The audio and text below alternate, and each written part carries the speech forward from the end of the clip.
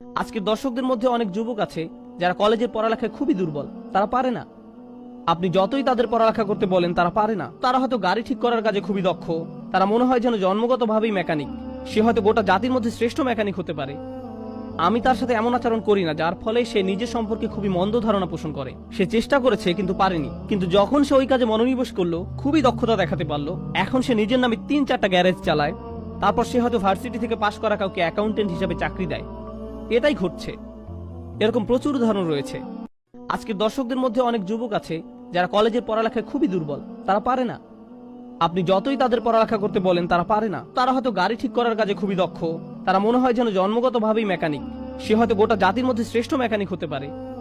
আমি তার সাথে এমন আচরণ করি না যার ফলে সে নিজের সম্পর্কে খুবই মন্দ ধারণা পোষণ করে। সে চেষ্টা করেছে কিন্তু পারেনি, কিন্তু যখন সে ওই কাজে মনোনিবেশ করলো, খুবই দক্ষতা দেখাতে পারলো, এখন সে নিজের নামে 3-4টা গ্যারেজ চালায়।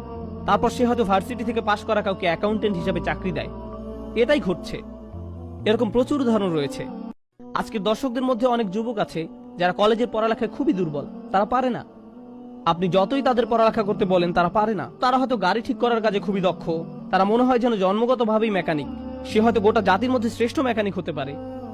আমি তার সাথে এমন আচরণ করি না যার ফলে সে নিজের সম্পর্কে খুবই মন্দ ধারণা পোষণ করে। সে চেষ্টা করেছে কিন্তু পারেনি, কিন্তু যখন সে ওই কাজে মনোনিবেশ করলো, খুবই দক্ষতা দেখাতে পারলো, এখন সে নিজের নামে 3-4টা গ্যারেজ চালায়। তারপর সে হয়তো ভার্সিটি থেকে পাশ করা কাউকে অ্যাকাউন্টেন্ট হিসেবে চাকরি দেয়। এটাই ঘটছে। এরকম প্রচুর উদাহরণ রয়েছে।